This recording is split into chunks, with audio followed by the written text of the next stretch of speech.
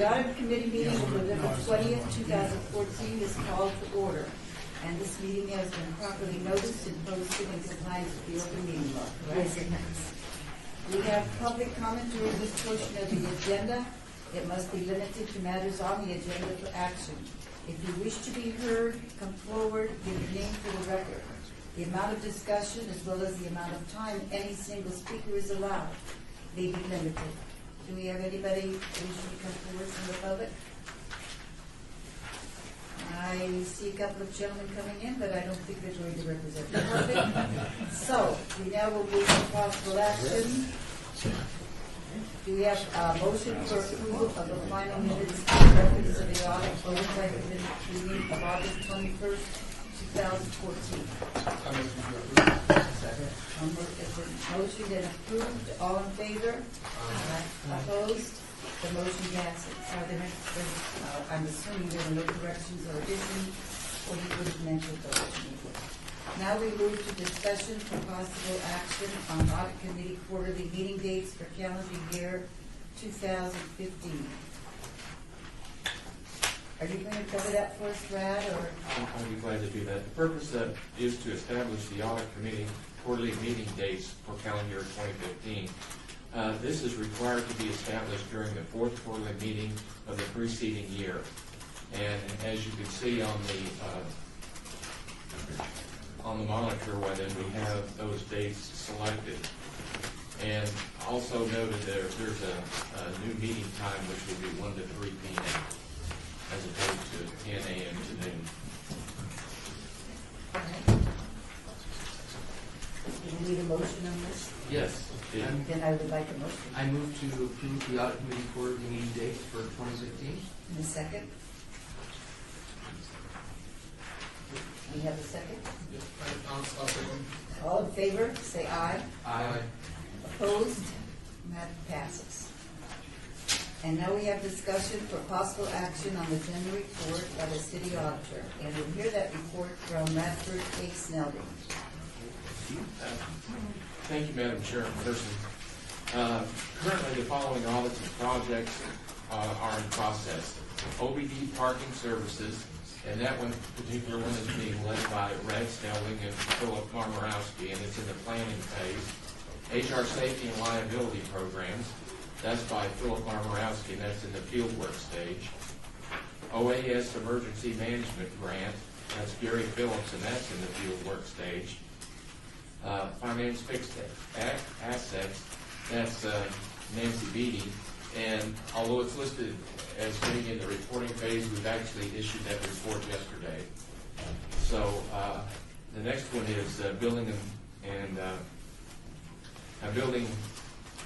and safety department service center cashiering, that's Nancy Beatty, and that's in the reporting phase. Next one is golf course local play provisions. That's Brian Smith. That's in the reporting phase. Fire rescue support services, equipment, and vehicle maintenance. That's Gary Phillips, and that's in the planning phase. Communications. That's Nancy Beatty. That's in the planning phase. And public works environmental. That's Brian Smith, and that's in the planning phase. This concludes my report. Are there any questions or discussions concerning the report? All right. If somebody please move for acceptance. Move for acceptance. Second. All in favor? Aye. Opposed? The motion passes. And now we'll have a report for possible action regarding an update on the audit recommendations with the status of incomplete and extended. And that will be by Radford Snelling. Thank you. An update on the audit recommendations with a status of incomplete and extended was requested in the last audit committee meeting on August the 21st by the audit committee members. I will give that report. This slide shows a table of a snapshot of the incompletes and extended recommendations from the annual audit recommendations following as of June the 30th. As you can see up here is the June the 30th, and then over here is the current date. Incomplete recommendations went from 45, which is right down here, a total of 45 at that time, over to 12. So that's a considerable reduction. And just to go through and recap those, the first one has to do with building and safety. They went from 17, which is, they went down by a total of 15 down to 2. Finance went from 4 to 3, which is a reduction of 1. Human resources went from 1, and they cleared that one. A reduction of 6 in municipal courts, from 7 to 1. A reduction of 2 in the Office of Community Services. You can see they went from 5. 3. Yeah, actually went down from, I'm sorry. They went from 3 to 1, which is a reduction of 2. Operations and maintenance went from, maintenance went from 1 to 0, which is a reduction of 1. Parks and recreation went from 5 to 1, which is a reduction of 4, and a reduction of 1 in planning and development. So that's a total of 33 recommendations that were resolved, moved from incomplete to complete. In the extended status, you can also see, here's the extended status. We went from 25 down to 18, and that's a reduction of 7. 1 in building and safety, another reduction in parks and recreation, and 5 in planning and development. At this time, I'd like to review the 12 remaining incompletes and the remaining 18 extendeds. Before we do that, Mr. Stelling, I'd like to commend you for working through these, both you, your department, as well as the other departments involved. I think this shows from our last meeting we are making progress, and just commend you for your efforts and everyone's efforts. This is a team effort. I know it's not just you doing it alone. So let me just recognize that. Thank you, and that's very true, Mr. Headley. The departments really are the ones who have to clear them, and then we follow up and make sure that the finding has been remediated. So, but thank you very much. I'm sure I can say thank you for all those departments that were involved in that also. As I go through the remaining recommendations, representatives from the departments are present, as well as members of my staff who perform the audit and are responsible for reviewing the implementation should you have any questions. I'd like to start off first with building and safety. Building and safety, the first one that I'd like to address is this one. It has to do with the audit of building and safety permits division. This particular one is an extended one, and it has to do with Hanson expired permit fee assessments. That's the first one here. It's listed as extended. The second one is the Audit of Neighborhood Services Rapid Response Team, which is this one right here. Once again, that's an extended. That's an extended one that has to do with cost-effective. To find out if it was cost-effective to place liens on properties. This one here that has to do with code enforcement has 2 that are listed as incomplete. The first one is contractor insurance coverage monitoring deficiencies. The thing that we noted was that purchasing and contract division used an outside service provider to monitor insurance coverage, and our recommendation was to evaluate the feasibility of that being done in building and safety. The second one has to do with document retention program deficiencies. In this particular one had to do with the supervisory review of procedures. Those are the ones that are related to the building and safety department. Question? Yes. We still have that first issue that we talked about. That seems to be a little bit older. Back to 2008. Is there any update on when we hope to get that one resolved? And and it is in the extended category. Is there extenuating circumstances why it should be extended for more than 6 years? The NCVD, I was one that did, I'm senior internal auditor. I'm the one that did the audit back then. This is they're in the process, building and safety is in the process of updating their software. And so they're not working on with enhancing itself, updating it to Infor. And this is going to be addressed during that update, I believe. That's the representation I've been given. To be addressed in the software update? Yes. Okay. Which will happen in the current year, in There, 2016, 2018? There were. We have a timeline on this. We were told by the end of this fiscal year, possibly. Right. Okay. You probably told the same thing the year before? No, actually before that, I was told that the finances weren't available to do the update. Is there anyone from Building Services here today? Can you speak to this? No, there's not, but I can speak to that. The city manager, we are moving forward with the N410. I believe it will be completed in this fiscal year. Okay. So hopefully by June. Okay. And then the same with the next one. That's another one that's been out there for quite a few years. Neighborhood Services Rapid Response Team. That I also did the audit of, and that related to when the economy was diving. We really had no understanding of who owned the property, and the rapid response team was going out and doing pools and paying for the draining of the pool. At that time, it was difficult to determine who would bill, and so the receivable balance was pretty high. As far as whether those circumstances still exist, I'm not sure at this point. There's Terry Walker. Jerry Walker, Deputy Director of Operations and Maintenance. Jerry Walker, Deputy Director of Operations and Maintenance, Rapid Response, reports to me. We get maybe one pool call every 6 months now. What was a weekly occurrence has dropped to an annual occurrence. Okay. So in regards to this issue, is there anything that you can do to work with the audit group to close this issue? Well, we provide an invoice whenever it's necessary. I guess we're at the back end that we do the service and provide an invoice if requested, but it's a very negligible issue at this point in time. So again, I'll just repeat the question. Can you work with audit in resolving this issue and bringing it to a close? Unfortunately not. We're the guys that do the work, not the ones that would assess the property You owner. will. Yes, sir. Thank you. That's all my questions. So Okay. with that area.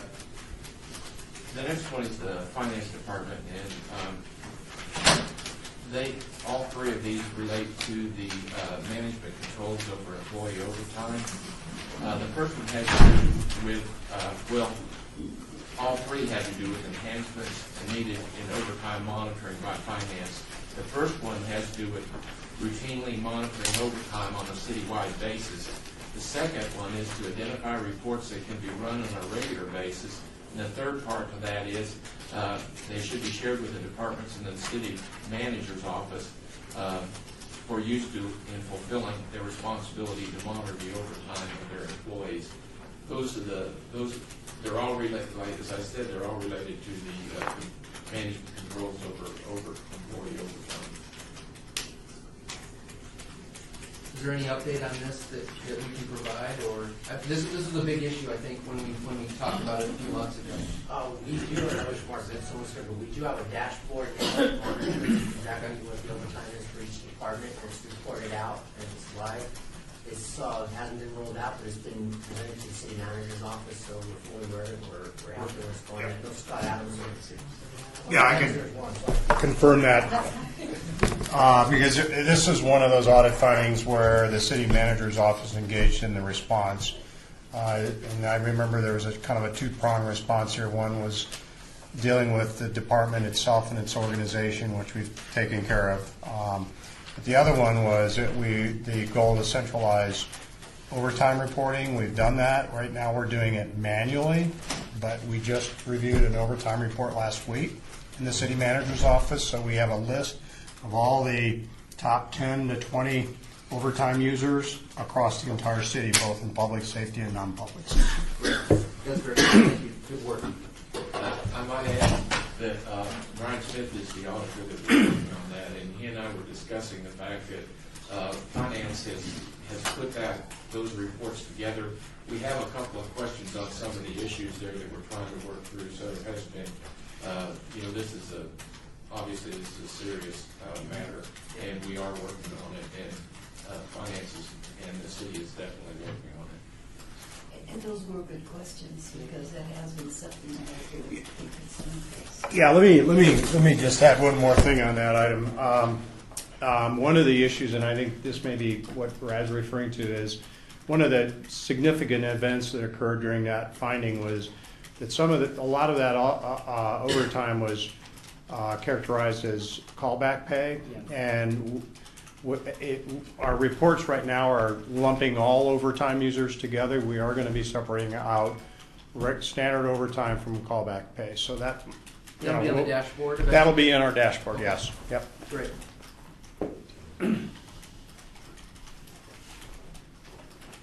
Okay, the next issue has to do with information technologies, and we have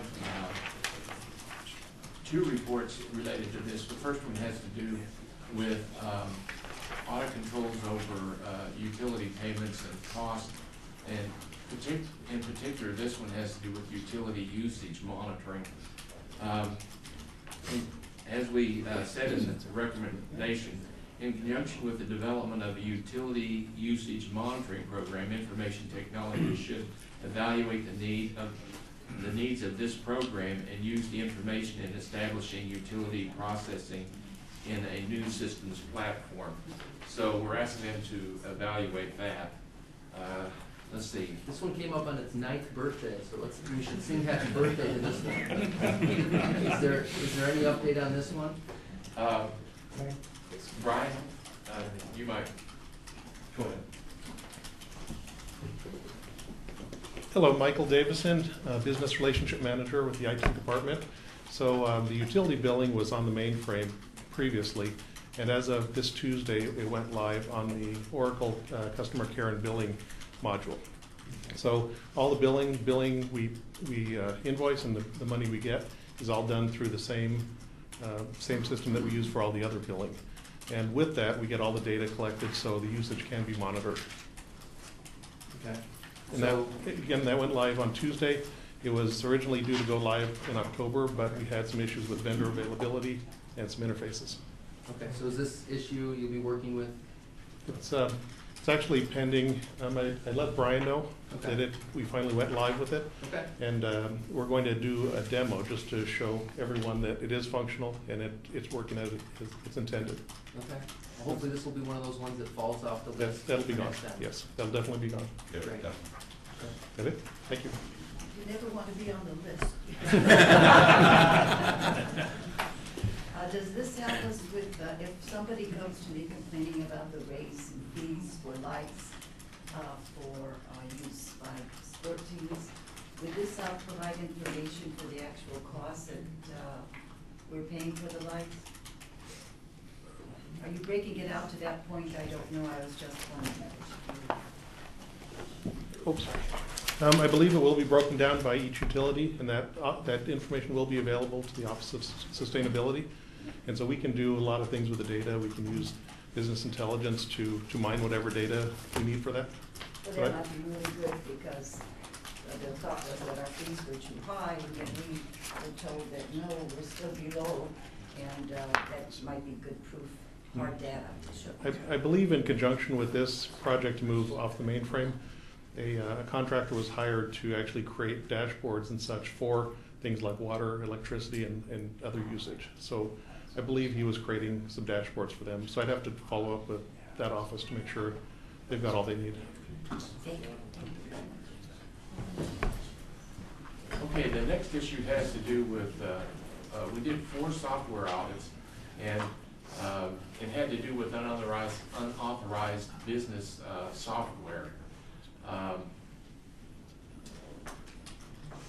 When we worked on this one, and we actually did, as I said, we did 4. We have we did 4 audits. We have 4 recommendations listed here. They are repeated 3 other times in other departments that we did. And although we say up here the office of the city clerk, well, then that's only there as a placeholder because the city clerk's office has cleared their recommendations. The first one has to do with, the first 2 actually have to do with unauthorized business software programs. And what's required is licenses, authorizations, capability checking, virus checking, and registering the software in a software inventory was the first part of that. The second finding had to do with creating a verifiable system of inventory control so that those can be monitored. The last 2 findings have to do with unauthorized shareware and freeware programs.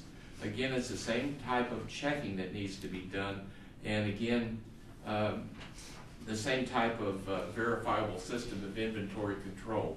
I guess the difference between the 2 is one is a business software program that is specifically bought for the purpose of aiding a department. The second one is one that we don't necessarily buy. We either get through shareware or freeware.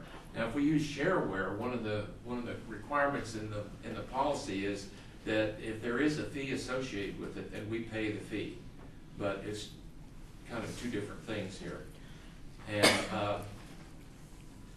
we're working on this one. I know Steve Martin is here in case you have any questions to ask about that. But we have been working on it. Philip Marmarowski is the auditor that was responsible for those 4 audits. And we've been going back and forth with some policy issues, and we're working on that. One thing we will need to do, though, even if we settle on policy and how it's going to be handled, we're still going to have to do some testing to make sure that it is working correctly. I probably stole all of Steve Martin's thunder.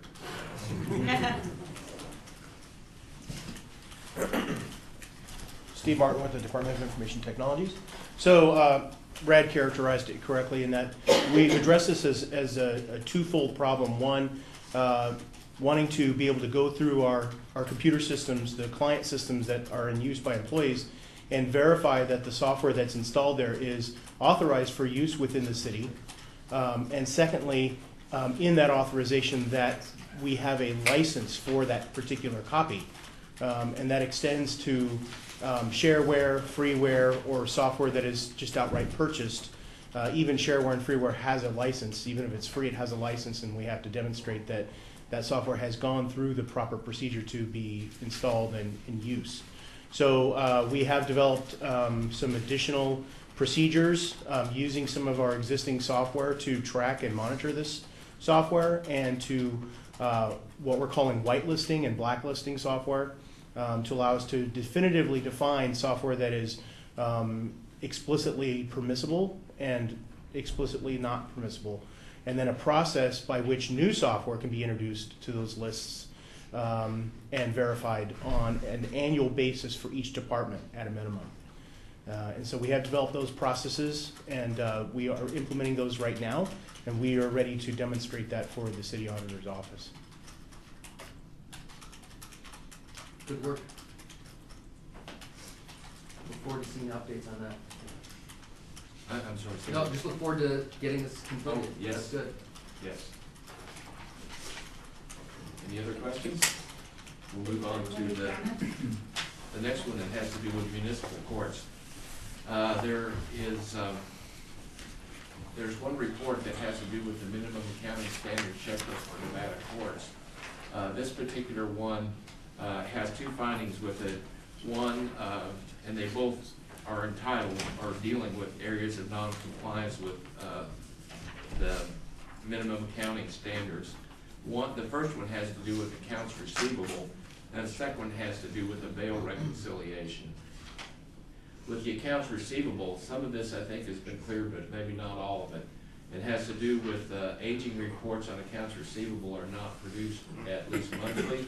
The court does not produce reports indicating current collection rates. The court does not maintain an accounts receivable ledger, and the court does not differentiate between actual amounts owed to the court and potential amounts owed. As a bit of explanation, once an arrest warrant is issued pursuant to a failure to pay or appear, the court does not place outstanding bail fines and/or fees into a suspense account within the court management ledger. And I know that Pam Jefferson is here in case she would like to make a comment about that. Yes, Pam Jefferson, Las Vegas Municipal Court. First of all, I'd like to apologize for being absent at the last audit committee meeting. There was some miscommunication in our office. I apologize to the committee for that. We've had challenges with our accounts receivable in that the system does not provide accurate receivable reports. We went through and tried to itemize each of the issues, and there's 32 reports. They have to be manually developed, and it doesn't provide a user-friendly view. And so it's very challenging trying to get an accurate aging from our current case management system. We are currently in the process, we're in the RFP process to get a new case management system.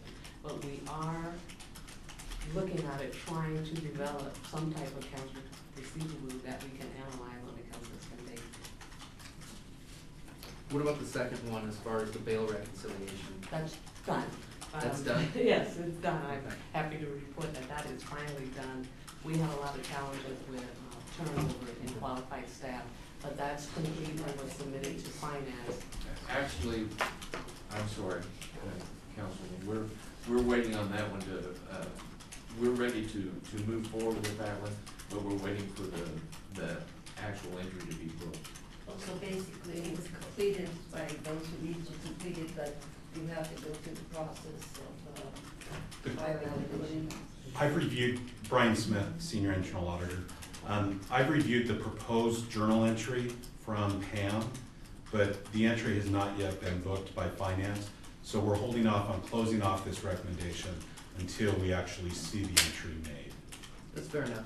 And I know the other one with the reporting, the accounts reconciliation, that would be a tailored report that you'd have to create. IT would probably have to do. It's a tailored report as opposed to not coming out of the system. So I understand that being extended makes sense until we potentially install a new system for that. Is that being looked into, installing a new system? I'm sorry, I didn't hear. I'm sorry, my voice. Is that being looked into? Oh, yes, ma'am. Installing a new system so that you can then, Yes, we complicated. actually, next month, we will be looking at new systems. Vendors will be coming in and presenting.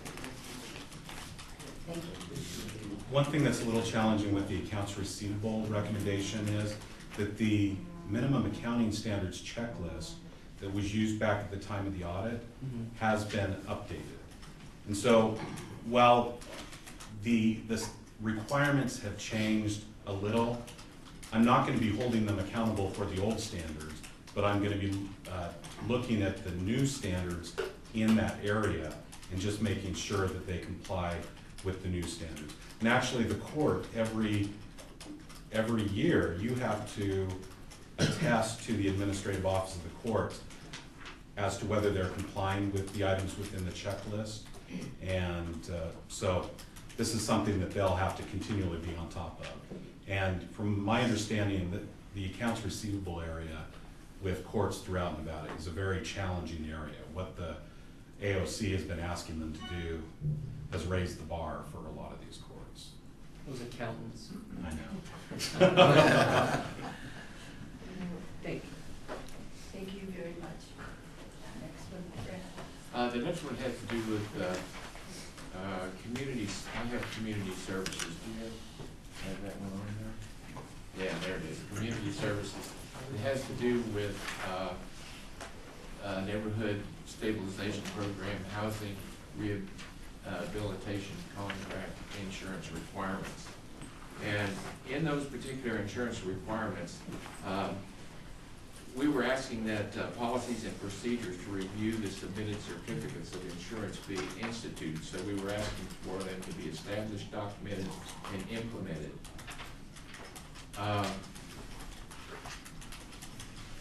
This one is in an incomplete status.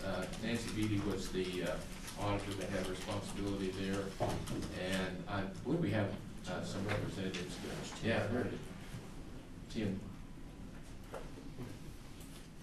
Yeah, we're gonna get some policies going. Is this in process? Yeah, do you want me to come to the table? Nope.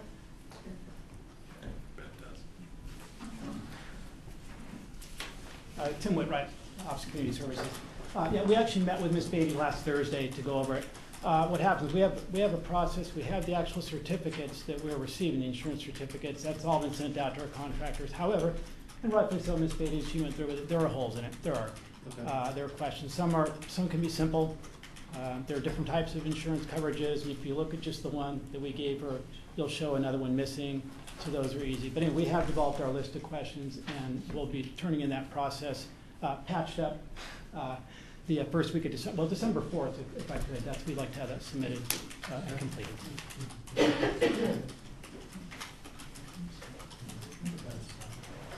Okay, next.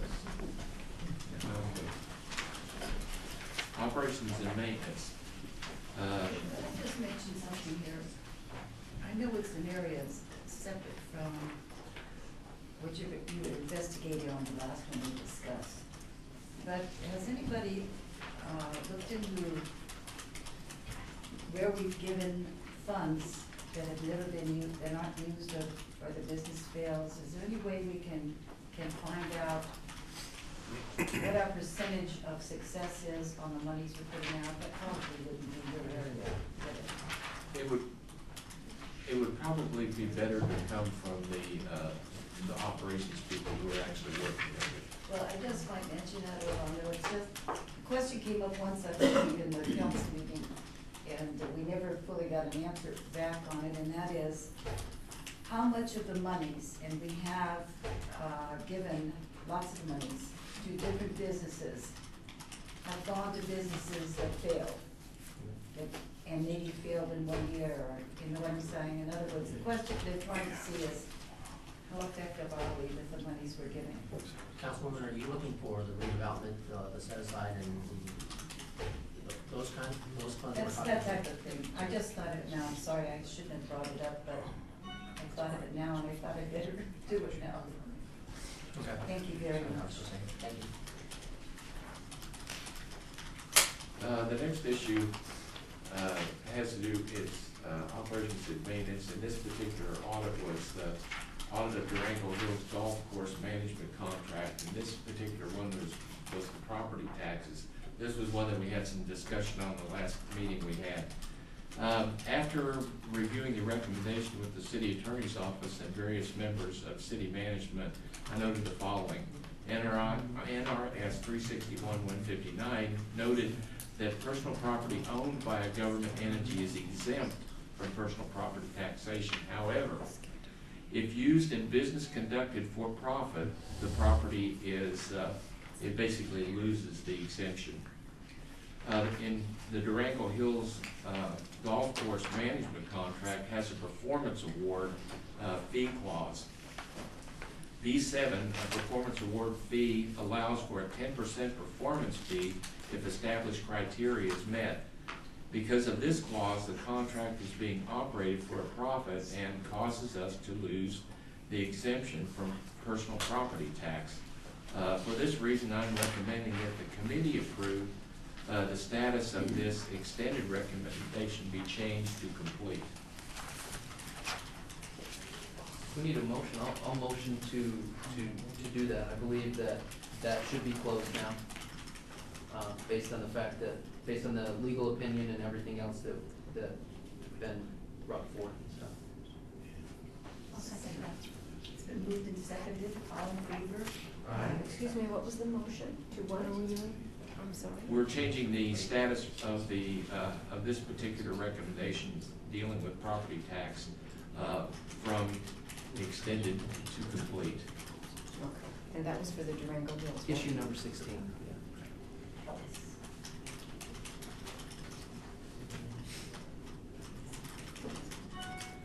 Thank you. Okay, the next issue has to do with the audit of the I just want to say sanitary. the motion was approved. Thank you. Great. Audit of the sanitary sewer system maintenance section, Clark County permits, is in the extended status, and this particular one has to do with, our recommendation was an intergovernmental agreement, giving them, Clark County representatives, access to city sewer lines running through Clark County, or us, access to sewer lines running through Clark County, land without the need for an individual permit. That one is in an extended status, and I know that, I think we have the report on that. Jerry Walker, Deputy Director of Operations and Maintenance. An interlocal contract has proven problematic because there are other issues the county would like to negotiate in conjunction with this agreement. We've worked through our Public Works Department since they need to be the primary contact with Clark County Public Works Department. We are going to take a different approach. We meet with the Clark County Permits Manager in 2 weeks. At that point in time, we will move to get a blanket permit agreement so that I can go in and clean the lines and then establish procedures so that we can clean those lines once every 3 years. Any repair type activity which results in damage to county infrastructure, we will use licensed contractors so that they can pull a permit. So if that would be all right with Brian, we'll discuss it with him. Once I make progress with the county, we will see if we can get a blanket agreement. There's no reason they shouldn't give it to us. Certainly I would assume that will come with a fee, but we will move into their right-of-way with their permission and blessing rather than cleaning our lines without proper permitting. So this can move to incomplete. With our expectation, we will close it within the next 2 months with the issuance of the blanket permit. Okay. There's a couple fueling ones that come up too next. They're extended also, and they're a little bit older. What's the status of those ones? When the audit came in, our fueling system was crashing. It was a 10-year-old software or older, and it was a small proprietor, and we couldn't get any service support. So before we could move on these issues, we had to buy new fueling software. We did that concurrently with new operating software so that we could marry those two programs together. The operating software loaded about 18 months ago, and it's been successfully implemented. The fueling software implemented about a year ago, and we've had this series of problems with user concerns and implementation. We need to marry the two software programs and dump the data from the fuel software into the operating software. We have better tech support from the operating software, and so I want to procure then the reports required by the audit through the operating software. We're within 30 days of marrying that data and downloading the fuel data into the maintenance software. You can change this from extended to incomplete. We are now within 30 days of being able to make progress on these goals. We will knock the remaining procedures down one at a time and plan to be done before the end of the fiscal year. Okay. And then the key fob, is that going to be taken care of? Yes, the key fob also dumps into the fueling software, so until I understand how I get my data out, I can't write the procedure. I think then the next one's kind of a general one with policies and procedures.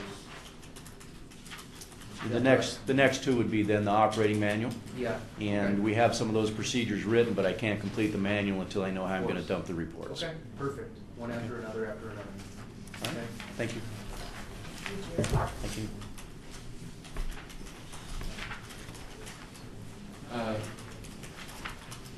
The next area has to do with parks and recreation. The first issue up here has to do with Audit Leisure Services Sports Field Administration limited assurance.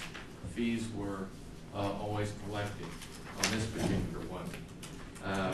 This is in an extended status. There are two more that relate directly to this. One has to do with the segregation of duties deficiencies that we noted and inequities in the allocation of city sports fields.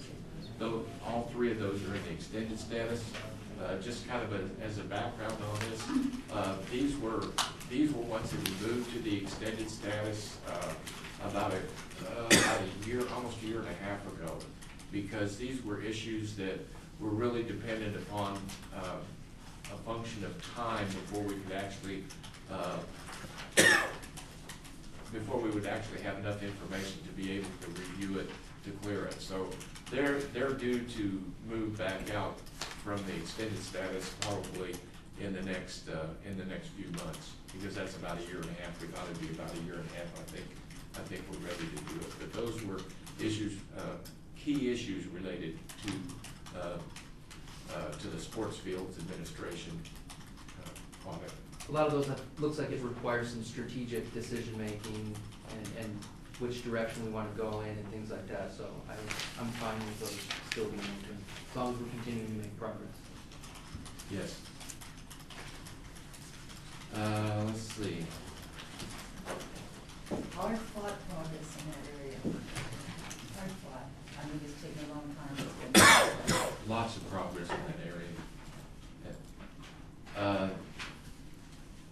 Let's see. What, parks? Yeah, we're still back in parks. Do these two things? I'll never find parks in planning. I can look, but I can't find it. Audit of the municipal sports unit. This particular one, it had to do with the failure to pay required fees. What we recommended was to establish, document, and implement policies and procedures for independent verification of information submitted by user groups that use that to be used in the calculation of fees. Nancy, the senior internal auditor.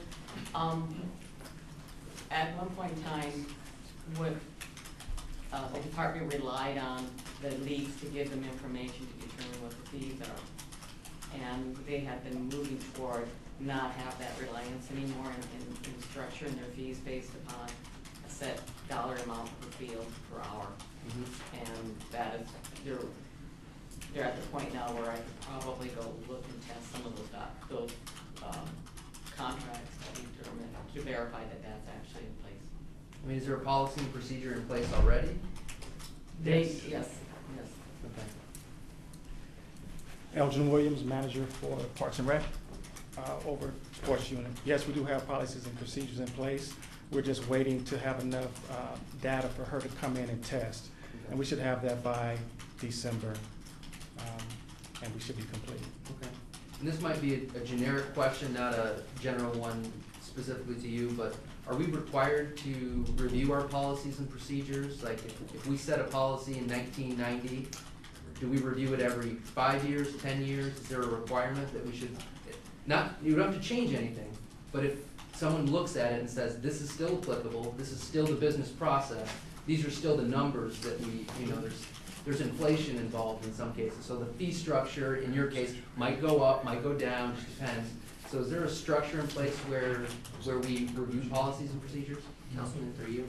Yes, sir. We, at city manager's office, we put a new policy in place that they have to be reviewed annually, just to make sure that they're fresh and they're not getting stale. Okay. So yes, sir. Thank you very much. Thank you. Now we're planning department. Okay, we got it. Okay, the first,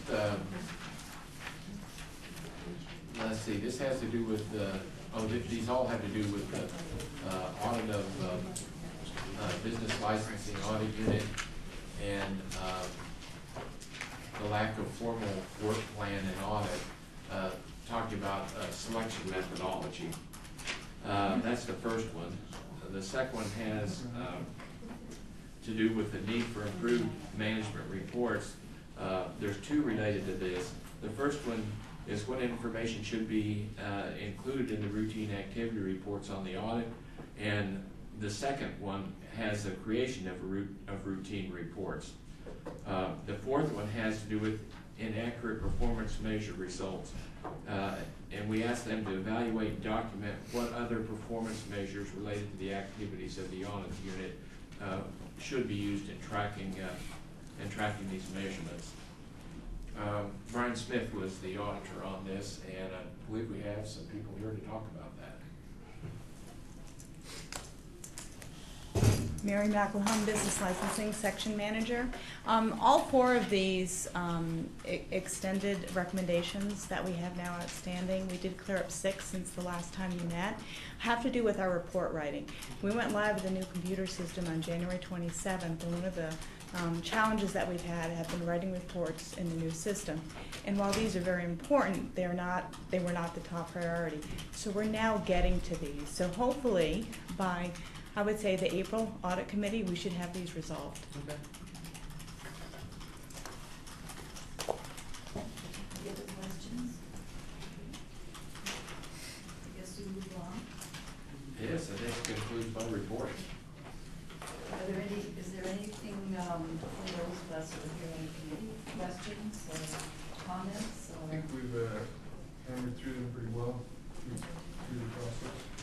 I'd like to make a compliment to all those staff who are here and all those in the audit committee and the work has done a very good job. I know you work very hard. Sometimes that takes a lot of extra hours. And I think that, I think we're moving more quickly in some areas, and I think it's very, very good. I then say, do we have any citizens' participation? I don't know, some citizens. Take a motion. Oh, excuse me, that's right. Let's see if we have a motion to accept the report. I'll motion to accept. Second? I'll second that. All in favor? Aye. Opposed? The report is accepted, yes? Councilwoman, could I add something at this point? I just want you to know that we were sad to hear that your husband had to go to the hospital, and we hope that everything is okay. And I know that all of our thoughts and prayers are with you. I think that's very nice of you, and we had good news this morning. There was nothing I could do, so I thought I'd better come here and do what I could until there was a time I could do something and use the time that way. But it was good news, so. And I think that's very nice of you. I appreciate everybody's thoughts. Is there any public comment? I just noted the evening was all an audit. All right, then, no citizens appear wishing to speak. I now adjourn the meeting.